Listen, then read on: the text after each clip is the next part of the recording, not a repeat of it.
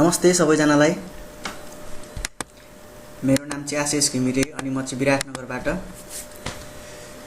स्वागत छ तपाईहरुलाई नेपाल अनलाइन स्कुलमा। आजको टपिक भनेको चाहिँ गड मोड हो हैन, कम्प्युटरको एउटा कन्ट्रोल प्यानलको सेटिङ। अनि आज हामी यसकै बारेमा कुरा गर्छौं र यसलाई कसरी इनेबल गर्ने गड मोड हैन हो यसको बारेमा चर्चा गर्छौं र हामी चाहिँ यसको प्र्याक्टिकल पनि गर्छौं। प्र्याक्टिकल गरेर हामी हाम्रो कम्प्युटरमा भएको प्रब्लमहरुलाई फिक्स गर्छौं हैन। यसबाट चाहिँ गड मोड भनेको चाहिँ एउटा यस्तो स्पेशल फोल्डर हो हैन। त्यसमा चाहिँ 200 वटा भन्दा बढी टुल्सहरु चाहिँ तपाईले क्विकली एक्सेस गर्न सक्नुहुन्छ हैन। तपाईको कन्ट्रोल प्यानलमा भएको सबै सेटिङ्सहरु जस्तै डिभाइस म्यानेजर हैन, ब्लुटुथ डिभाइसेसहरु, फर्मेट डिस्क पार्टिसनहरु हैन, ड्राइभर अपडेटहरु भयो। अनि तपाईको टास्क म्यानेजरसँग रिलेटेड सबै कामहरु चाहिँ तपाई एउटै उयसमा गर्न सक्नुहुन्छ। जस्तै फाइल एक्सटेन्सनहरु भयो, फन्ट चेन्ज गर्ने, रिनेम कम्प्युटर हैन, धेरै यो भन्दा धेरै कुराहरु चाहिँ तपाई ओभर 200 वटा भन्दा बढी टुल्सहरु चाहिँ एउटै सेटिङ भित्र चाहिँ तपाईले उयो गर्न एक्सेस गर्न सक्नुहुन्छ हैन। अनि यो त भयो हाम्रो नर्मल बेसिक कुराहरु भयो। अब यसलाई चाहिँ हामीहरुले कसरी इनेबल गर्ने त गड मोडलाई हैन। तपाई चाहिँ म यसलाई यो कोडलाई कपी गर्छु। लाइक तपाईहरु चाहिँ यो कोडलाई हैन न्यू फोल्डर बनाउनुस् अनि यसलाई चाहिँ रिनेम गरिदिनुस् यो कोडमा हैन। यसलाई रिनेम गरिदिनु। हामी गड मोडको यो उयसमा फोल्डरमा आइपुग्छौं है। हाम्रो यो कन्ट्रोल प्यानलको आइकन आइराछ नि, यो चाहिँ गड मोड हो हैन।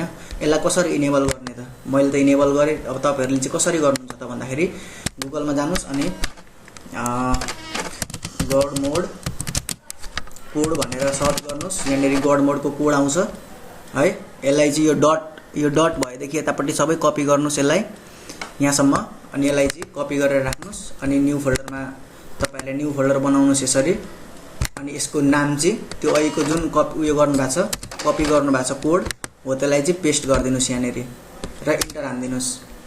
हामीहरुको दुईटा फाइल भयो, मैले यस गर्दै एउटै फाइलमा बसो हैन। यसरी हाम्रो उयो आउँछ।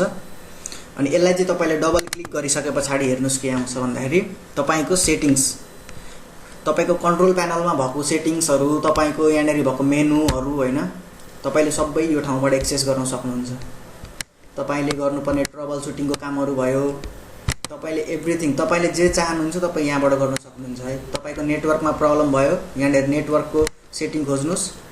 अब डेटमा प्रब्लम आयो तपाईको डेट एन्ड टाइम, तपाईले यहाँबाट क्विकली एक्सेस गर्न सक्नुहुन्छ। सेट डेट एन्ड टाइम तपाईले यहाँ गएर कन्ट्रोल प्यानलमा गएर डेट एन्ड टाइम खोजिराख्नु पर्दैन, डाइरेक्टली यहाँ गएर तपाईले सेट गर्न सक्नुहुन्छ। टाइम जोन चेन्ज गर्न सक्नुहुन्छ हैन। अनि automatically adjust for day and night saving हैन, टाइम सेभिङ सबै गर्न सक्नुहुन्छ। अनि डिभाइस एन्ड प्रिन्टर्स भनेको ठाउँ यहाँ तपाईले सेटिङमा गएर डिभाइस एन्ड प्रिन्टर खोजिराख्नु पर्थ्यो हैन। यहाँ गएर तपाईले क्विकली एक्सेस गर्न सक्नुहुन्छ। ओभर डिभाइस एन्ड प्रिन्टरको पनि त्यसको 12 वटा सेटिङ चाहिँ तपाईले एउटै उयस भित्र भेट्न सक्नुहुन्छ। हेर्नुस् यहाँनेरि तपाईलाई ब्लुटुथ डिभाइस एड गर्न मन लाग्यो भने यहाँ गर्नुस्। अनि एड डिभाइस हैन, एडभान्स प्रिन्टर सेटअप तपाईले सबै एक्सेस। अब तपाईको नेटवर्कमा प्रब्लम आयो हैन, अब तपाईले यहाँ तल जाने नेटवर्क खोज्ने हैन, कहाँ छ तपाईले यहाँ गएर सर्च गर्न पनि सक्नुहुन्छ नेटवर्कको फोल्डर। म तपाईलाई यसरी नै देखाइदिन्छु। नेटवर्क शेयरिङ सेन्टर, अब यहाँ गएर तपाईले सबै सेटिङहरु चाहिँ एक्सेस गर्न सक्नुहुन्छ। नेटवर्क सम्बन्धी तपाईलाई प्रब्लम आयो भने यहाँबाट के प्रब्लम आएको यहाँबाट हेरेर तपाईले यसलाई ट्रबल सुट गर्न सक्नुहुन्छ है। अब जस्तै आइडेन्टिफाई रिपेयरिङ नेटवर्क प्रब्लम भन्दै छ, यहाँनेरि गएर डबल क्लिक गर्नु भने तपाईको ट्रबल सुट सुरु हुन्छ क्या। नेटवर्कमा भएको प्रब्लमको ट्रबल सुट सुरु हुन्छ। हेर्नु डिटेक्टिङ प्रब्लम हैन। अब प्रब्लम डिटेक्ट हुँदैछ। तपाईको माउसहरुमा प्रब्लम आयो भने तपाईको अब सबै पावर अप्सनमा प्रब्लम आयो भने तपाईले एभ्रीथिङ यहाँबाट एक्सेस गर्न सक्नुहुन्छ है। अब म नेटवर्कमा प्रब्लम केही छ त भनेर मेरोमा अहिले केही प्रब्लम छैन हैन, नेटवर्क मजाले चलिरहेछ, इन्टरनेट एक्सेस देखाइरहेछ। त्यही पनि म एकचोटी यहाँ डायग्नोस गरेर देखाउँछु तपाईहरुलाई। अब स्टार्ट नेटवर्क डायग्नोस हुँदैछ हैन। Looking for problems, collecting result अब आउँछ हैन।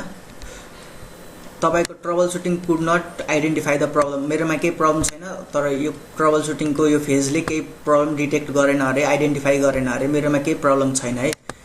अब तपाईहरुले यहाँ गएर तल पावर अप्सनको पुरै सेटिङहरु यहाँनेरि तपाईले हेर्न सक्नुहुन्छ। पावर अप्सनमा केही प्रब्लम आयो भने प्रोग्राम एन्ड फिचर, तपाईलाई प्रोग्रामहरु अनइन्स्टल गर्न मन लाग्यो, चेन्ज अर रिमुभ प्रोग्राम हैन, अनि how to install a program अब तपाईले यहाँनेरि भएको सबैलाई चाहिँ तपाईले एक्सेस गर्न सक्नुहुन्छ रिमोट डिभाइससँग रिलेटेड भयो सेक्युरिटी एन्ड मेन्टेनेन्ससँग सम्बन्धित हैन अब साउन्ड कार्डमा तपाईको केही प्रब्लम आयो अब साउन्ड कार्डमा कसरी अब प्रब्लम आयो त हैन manage audio devices change sound card setting अब यहाँ गएर तपाईले साउन्ड कार्डको सेटिङ चेन्ज गर्न सक्नुहुन्छ सबै सेटिङ चाहिँ तपाईको यहीँनेरि हुन्छ अब सिंक सेन्टर हैन सिंक्रोनाइजेसन सेटिङ्स यहीँनेरि छ तपाईले यही गएर सिंक्रोनाइज गर्न सक्नुहुन्छ सिस्टमको 21 वटा तपाईको सिस्टमसँग रिलेटेड 21 वटा तपाईको सेटिङहरु यहीँनेरि छ तपाईले केमा प्रब्लम आयो यहाँ गएर चाहिँ तपाईले ट्रबल शूट गर्न सक्नुहुन्छ अनि टास्क नेभिगेसन हैन टास्क बार एन्ड नेभिगेसन तपाईले यहाँनेरि टास्क बारसँग सम्बन्धित अनि हो यो कामहरु तपाईले त्यहीबाट गर्न सक्नुहुन्छ सबै ट्रबल शूटिङ सँग सम्बन्धित 12 वटा छ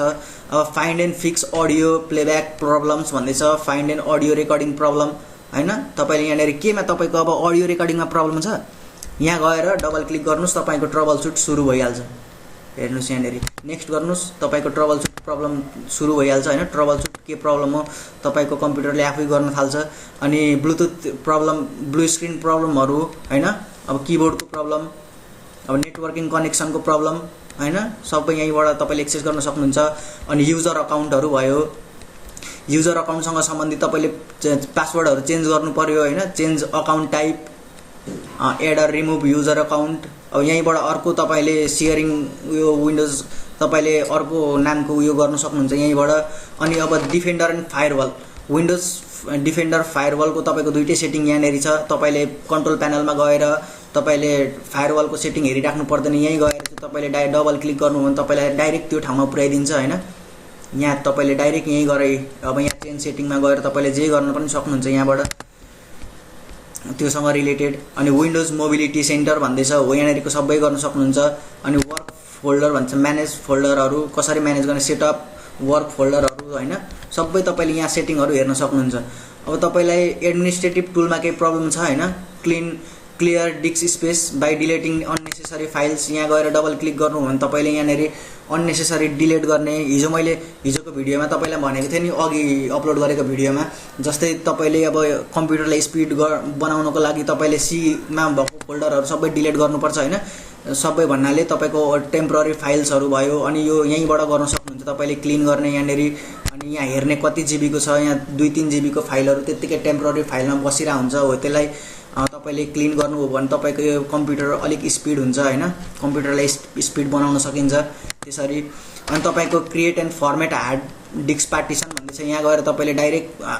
हार्ड डिस्कको पार्टिसनहरु तपाईले फर्मेट गर्न सक्नुहुन्छ तपाईले अर्को पार्टिसन क्रिएट गर्न सक्नुहुन्छ यहाँनेरि हैन अनि तपाईको डिफ्र्यागमेन्ट अनि एन्ड अप्टिमाइज योर डिभाइस भन्दै छ ड्राइभ्स अब यहाँनेरि गएर तपाईले अप्टिमाइज गर्ने त्यसपछि एनालाइज गरेर डिलिट गर्ने हैन सबै गर्न सकिन्छ यहीबाट अनि तपाईको अटो प्लेमा के छ तपाईको तीनटा सेटिङ छ हो यसलाई कसरी के भइरा छ अटो प्लेमा हो त्यसलाई हेर्न सकिन्छ अनि ब्याकअप एन्ड रिस्टोर विन्डोज 7 हैन ब्याकअप एन्ड रिस्टोर को अप्सन अनि restore data files from computer backup windows हैन विन्डोज 7 को अनि कलर म्यानेजमेन्ट तपाईको यहाँनेरि भएको सेटिङ तपाईलाई डाइरेक्ट यहीबाट हुन्छ यहाँ डिस्प्ले सेटिङमा भएको सेटिङहरु सबै यहीँनेरि छ हैन ग्राफिकहरु मिलाउनु पर्यो भने ग्राफिक सेटिङहरु धेरै कुराहरु चाहिँ यहाँबाट तपाईहरुले गर्न सक्नुहुन्छ हैन अनि त्यसपछि अरु सेटिङहरुमा म आउँछु क्रेडेन्शियल म्यानेजर भन्दै छ यहाँनेरि दुईटा अप्सन छ तपाईको म्यानेज वेब क्रेडेन्शियल हैन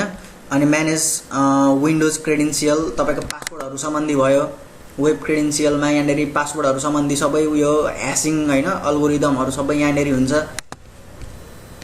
अनि तपाईको डेट एन्ड टाइम यो त अघि भने मैले अब डिभाइस एन्ड प्रिन्टर्सहरु तपाईले यहाँबाट म्यानेज गर्न सक्नुहुन्छ ट्रबल शूटिङ गर्न सक्नुहुन्छ तपाईको कम्प्युटरमा भएको हरेक प्रब्लमको सोलुसन तपाईले यहाँनेरि पाउनुहुन्छ क्या तपाईले यहाँनेरि गएर विन्डोजको त तपाईले यहाँ हेर्नुस् है म तपाईलाई देखाउँछु प्रपर्टिजमा गएर चाहिँ तपाईले यहाँ डिभाइस म्यानेजरमा तपाईको अब केमा प्रब्लम छ हैन तपाईको जस्तै टच प्याडले काम गरिरा छैन अथवा कीबोर्डले काम गरिरा छैन हैन तपाईले यहाँ गएर चाहिँ अब तपाईले डिस्प्ले एडेप्टरमा यहाँनेरि यो अब तपाईको डिलिट भएको सेक्सनको लागि अब यसलाई अपडेट गर्नुपर्ने छ भने तपाईले डाइरेक्ट अब डिस्प्लेको त केही चल्दैन नि त डिस्प्ले एडेप्टर उडो भन्छ हैन अनि तपाईले चाहिँ यहाँ गएर टक्क यहाँ गएर डिस्प्लेको सेटिङमा हेर्नुस् तपाईले यहाँ सर्च गर्दा पनि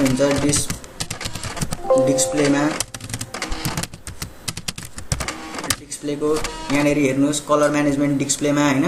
अब यहाँनेरि कहाँ छ डिस्प्ले खोज्नुहोस्,